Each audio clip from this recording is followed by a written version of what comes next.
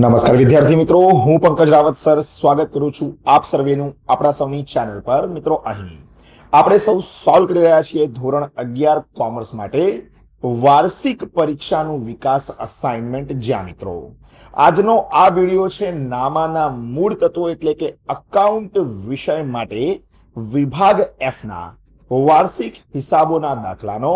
મિત્રો, આનાથી પહેલા આપણે દાખલા નંબર 1 અને દાખલા નંબર 2 નું સોલ્યુશન સફળતાપૂર્વક કરાવેલ છે, જેના વિડિયોઝ જો હજુ સુધી આપ સર્વે વિદ્યાર્થી મિત્રોએ ના નિહાળ્યા હોય તો કમેન્ટ બોક્સમાં પિન કરેલી લિંક દ્વારા કે પછી ડિસ્ક્રિપ્શન બોક્સની અંદર આપેલી લિંક દ્વારા તે બંને જ વિડિયોઝને અચૂકથી નિહાળજો અને સાથે જ ત્યાં જ આપેલી અન્ય લિંક દ્વારા તમે બાકીના વિષયોના સોલ્યુશનને પણ અચૂકથી જોઈ શકો છો।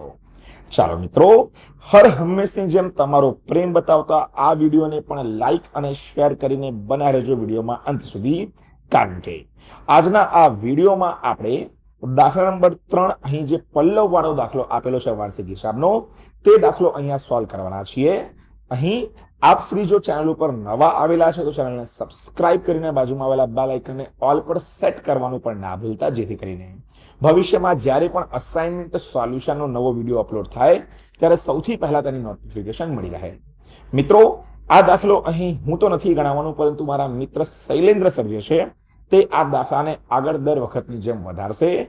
ઇંગ્લિશ મીડિયમના સર છે તો લેંગ્વેજમાં પ્લસ માઇનસ ફેરફાર તમને જોવા મળી શકે છે, તો વિડીયોમાં અંત સુધી ભાઈ ચોક્કસથી જે છે તે અહીં બન્યા રહેજો। સૌથી પહેલા આપણા હવાલા જોશું। હવાલામાં પહેલો હવાલો છે આપણને પાસે આખરનો સ્ટોક આપણને 2 લાખ આપ્યો છે, એમાં તો 2 લાખ છે આખર સ્ટોક। તો આખર સ્ટોકની જો કેવી રીતે ગણતરી કરવામાં આવશે, આપણને આપેલો છે આખર સ્ટોક જે આપણને આપ્યું છે 2 લાખ।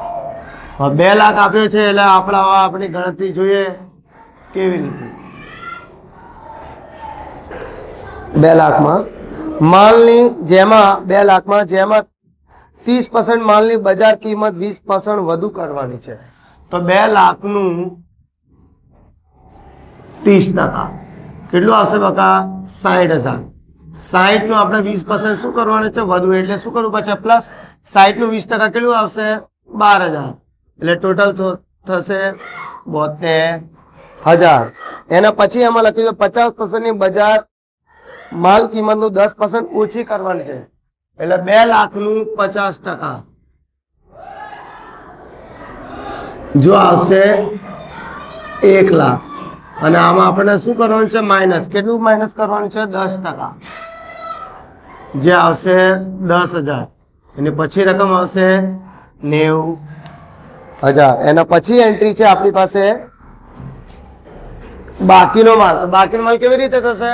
2 લાખનો 30%, 50%, એટલે કેટલા ટકા વધ્યું રહ્યું? હવે બાકી 20%, તો 2 લાખનું 20% કેટલું આવશે આપણી પાસે? 40,000। અને આમાં આપણે શું કરવાનું છે? Minus repairing. કેટલી છે રિપેરિંગ ખર્ચો? 2,000, એટલે માઇનસ કર્યા પછી કેટલી આવશે? 38,000। હવે આપણે ટોટલ જોઈ લઈએ કઈ લેવાના? આખર સ્ટોકનો નિયમ હોય છે જે રકમ ઓછી હોય એને આપણે લેવામાં આવે છે। તો 60 અને 72 માં શું ઓછું છે? 60, એટલે 60 આવશે। 1 લાખ અને 90 માં કેટલું આવશે? 90, અને આમાં 40 માંથી 38 આવશે, એટલે બધાનું પ્લસ કરીને આપણા પાસે આખરનો સ્ટોક આવશે 1,88,000। આખર સ્ટોકની એન્ટ્રી ક્યાં કરવામાં આવે છે? વેપાર ખાતામાં જમા તરફ, એટલે અહીંયા આપણે લખીશું આખર છે 1,88,000, અને બીજી એન્ટ્રી ક્યાં આવશે? માલ મિલકત બાજુ, આખર સ્ટોક 1,88,000। હવે જો આપણે બીજી હવાલો છે કાયમી મિલકત ઉપર 10% ની સીધી લીટીની પદ્ધતિ ઘસારો। તો બીજા નંબરની એન્ટ્રી જોવા, બીજા નંબરનો હવાલો કાયમી મિલકત, કાયમી મિલકત ઘસારો કેટલો કરવાનો છે? આપેલો છે 10%। તો કાયમી મિલકતની રકમ કેટલી છે આપણી પાસે? કાયમી મિલકતની આપણે રકમ આપેલી છે, જો કાયમી મિલકતની આપણે પાસે છે પાકી કિંમત આપણને આપે છે 5 લાખ. એટલે આપણે પેલા હવાલા ગણતરી કરી રાખીએ, પછી આપણે સમ સ્ટાર્ટ કરીએ. એનું 10% કેટલું આવશે બકા? 50. હવે આપણે જોઈએ ત્રીજા નંબરનો હવાલો. ત્રીજા હવાલામાં શું કરવામાં આવે છે? 10,000નું ઉધાર વેચાણ ભૂલથી ઉધાર ખરીદી નોંધેલો છે. હવે જો ઉધાર વેચાણ અને ભૂલથી ઉધાર ખરીદી, એટલે ઉધાર વેચાણની આપણને ક્યાં અસર કરવામાં આવે છે? એક તો વેચાણમાં શું થશે? પ્લસ, અને દેવાદારોમાં હવે શું થશે? પ્લસ. અને ભૂલથી ખરીદી, એટલે ભૂલથી ખરીદી આપણે ત્યાં પહેલા શું કર્યું છે? પ્લસ. એટલે હવે આપણને શું કરવું પડશે? માઇનસ. એટલે ખરીદીમાંથી માઇનસ અને લેણદારોમાંથી શું કરવું આવશે? માઇનસ. હવે આપણે જોઈએ ચોથા નંબરનો હવાલો. ચોથામાં શું કરે છે? 20,000નું ગાલકા તરીકે મળી માણો છે અને 10% ગાલકા અનામત. તો જો 20,000 આપણને શું મેકવાનું છે?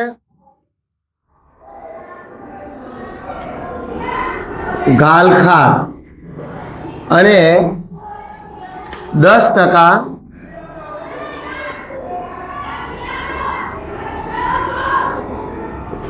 ગાલખાર અનામત. આ બંને ક્યાં અસર આવશે? આપણી દેવાદારા બાજુ. હવે આપણા પાંચમા નંબરમાં હવાલા જોવા જઈએ, જે છે આપણી પાસે નમૂને રકે માલ, એટલે કોઈ પણ તરીકે માલ જાવ એટલે આપણે શું કરવું? નમૂનામાં ગયો માલ, એટલે આપણે શું કરવું પડશે? ખરીદીમાં 5,000 નો ગયો એટલે ખરીદીમાં શું કરવું પડશે? માઇનસ.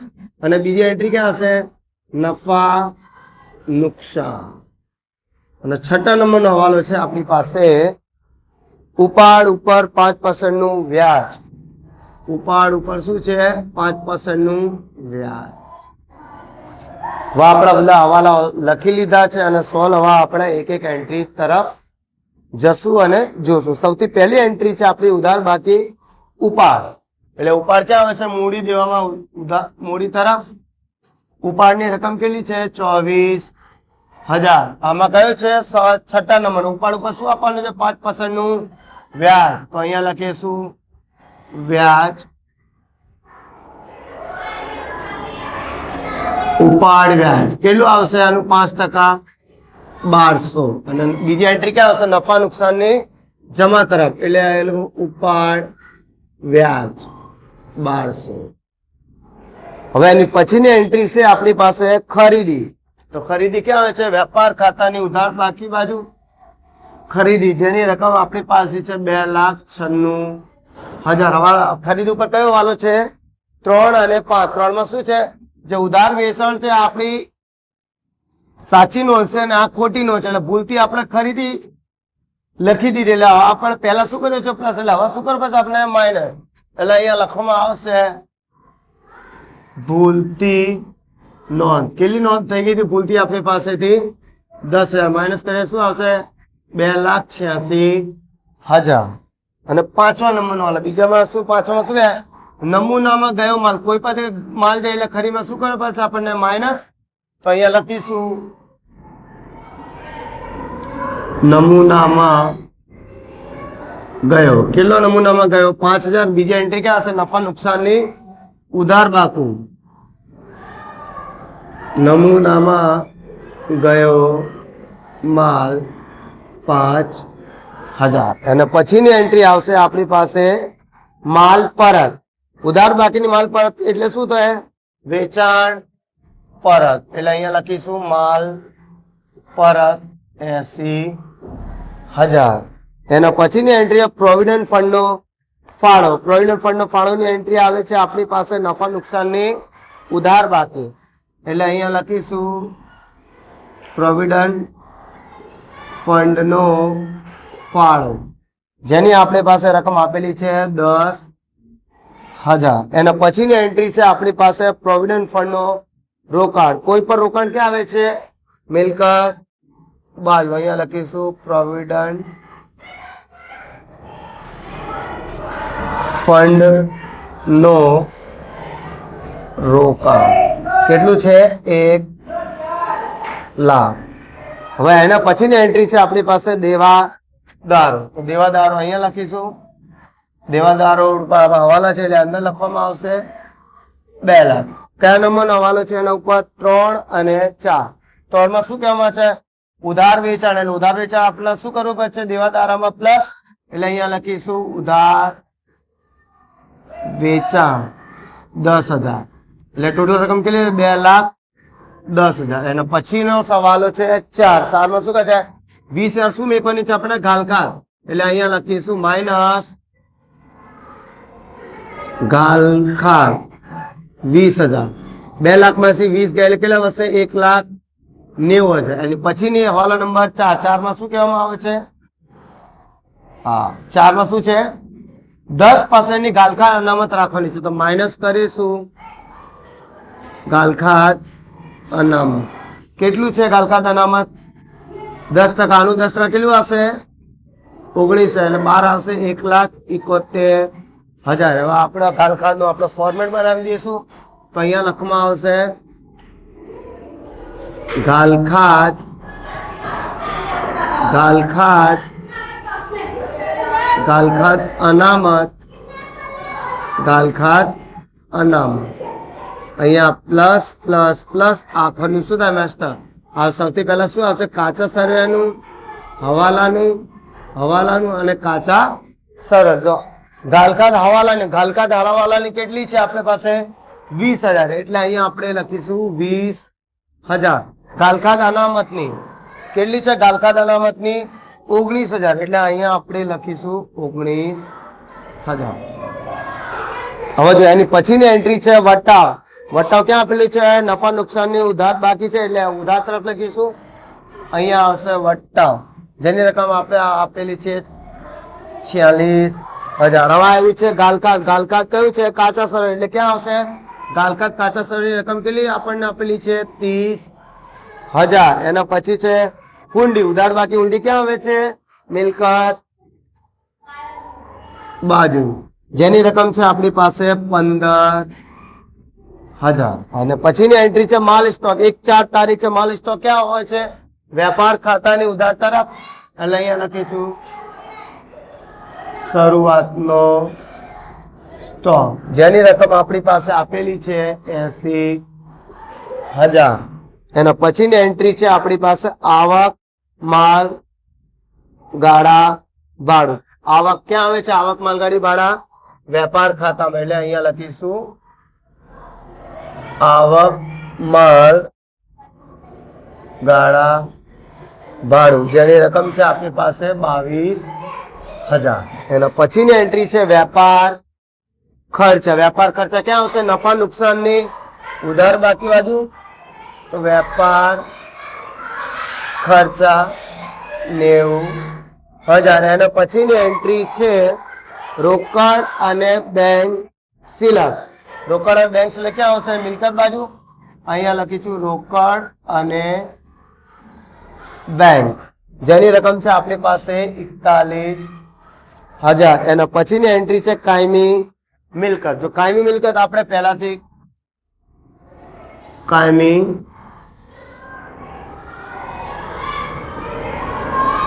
મિલકત, જેની આપણી પાસે રકમ આપી છે 4 લાખ. સોરી. અને આપણે હવાલા નંબર શું છે એના ઉપર 2. કાયમી મિલકત 10% સીધી લીટીની પદ્ધતિ ઘસારો કરજો. આપણે પહેલાથી ગણેલી છે. કાયમી મિલકતનો ઘસારો 10% છે અને પાકી કિંમત ઉપર ગણવામાં આવે છે. તો કાયમી મિલકત 5 લાખનું 10% કાઢી કેટલે આવશે? ઘસારો આપણા પાસે 50,000. અને અહીંયા માઇનસ કરીશું ઘસારા. કેટલી રકમ છે? 50,000. માઇનસ કર્યા પછી કેટલી આવશે?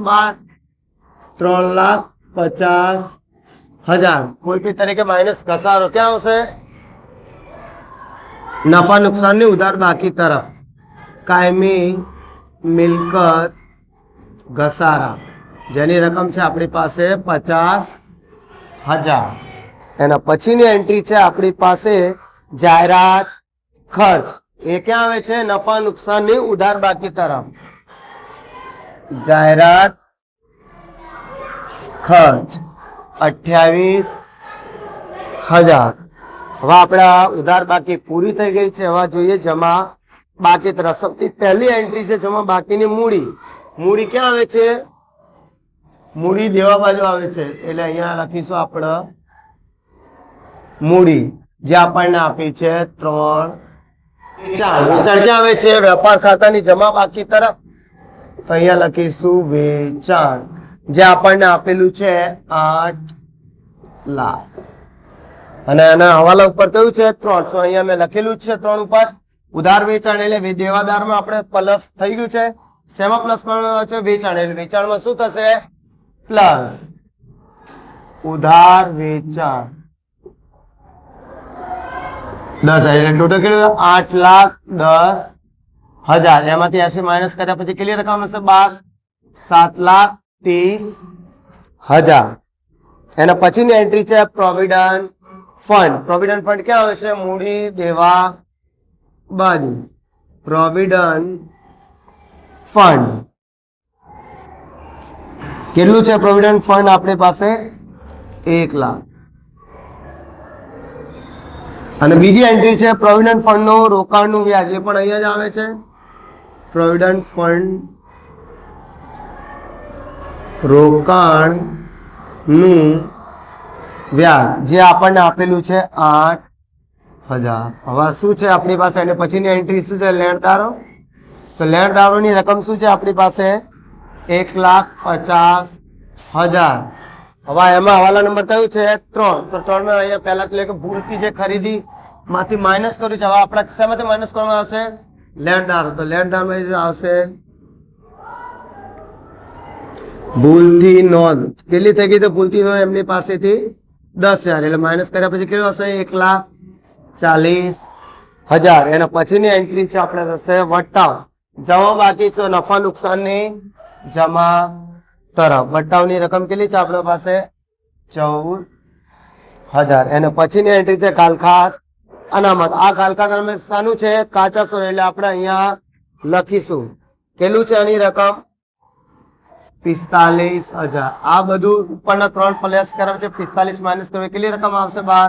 24,000. હવે આપણે છેલ્લી એન્ટ્રી છે હુંડી. જમા બાકી હુંડી બાજુ ક્યાં આવે છે? મૂડી દેવા બાજુ. કેટલી છે હુંડીની રકમ આપણી પાસે? 25,000. બધી એન્ટ્રી આમ તો થઈ ગઈ છે. એક વખત આપણે ચેક કરી લઈએ.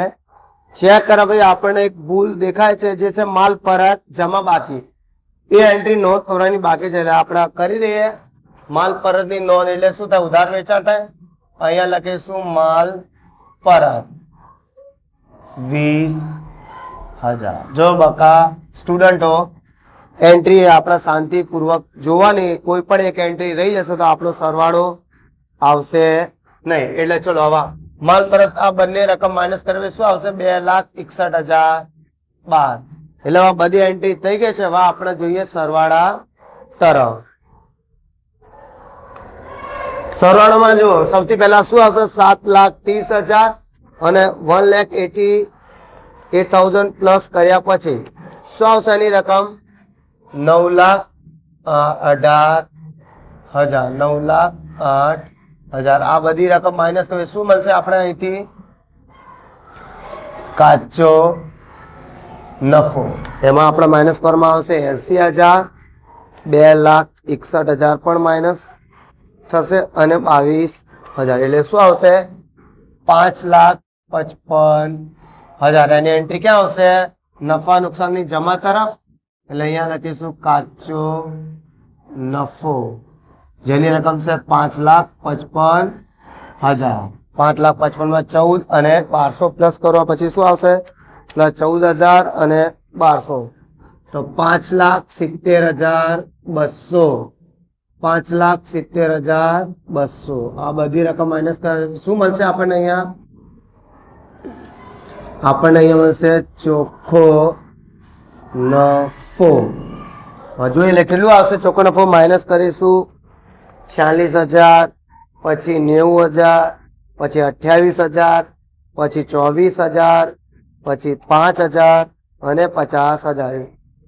50,000 અને 10,000 કેટલું આવશે? 3,70,1200. એ ક્યાં થશે? પ્લસ. મૂડીમાં અહીંયા લખીશું ચોખ્ખો નફો 3,17,1200 એટલે કેટલું થશે? 6,17,1200 માંથી આ બધું શું થશે? માઇનસ. સૌથી પહેલા માઇનસ કરવામાં આવશે 24,000 અને પછી આવશે 1200 એટલે 6,17,200 માંથી 24,000 માઇનસ અને 1200 માઇનસ એટલે 12 કેટલું આવશે? 5,92,000 એટલે બધાનું મૂડી દેવાનું ટોટલ જોઈ લઈએ. હવે આપણે 25,000, 1,40,000, પછી 1,00,000 અને 8,000 એટલે આપણું આવશે પાકા સરળનું ટોટલ મૂડી દેવાનું આવશે 8,65,000. હવે આપણે અહીંથી પણ ચેક કરી લઈએ. આપણે એક વખત માઇનસ કરી 3,50,000 માઇનસ 41,000, 1,71,000, પછી 1,00,000 માઇનસ 1,88,000 માઇનસ અને છેલ્લે 15,000 એટલે શું આવશે આપણી પાસે? 8,65,000. હવે આપણો આ દાખલો પૂરો થઈ ગયો છે. હવે આપણે મળીશું દાખલા નંબર 4 ના સાથે. Thank you.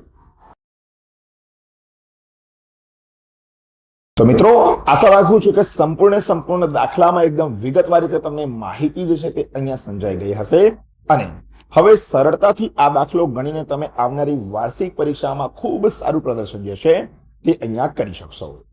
બસ તો આનાથી વિશેષ તો આજના આ વિડીયોમાં કંઈ રહેતું નથી. વિડીયો ગમ્યો હોય તો વિડીયોને લાઈક કરજો, વધુમાં વધુ વિદ્યાર્થી મિત્રો સુધી વિડીયોને શેર કરજો અને ચેનલ ઉપર નવા છો ભાઈ તો સબસ્ક્રાઇબ કરવાનું બિલકુલ પણ ના ભૂલતા. મળીએ છીએ દોસ્તો જલ્દી જ એક નવા વિડીયોમાં આવા જ કેટલાક મહત્વપૂર્ણ સોલ્યુશન ટોપિક મુદ્દાની સાથે. ત્યાર સુધી થેન્ક યુ સો મચ. જય હિન્દ, વંદે માતરમ.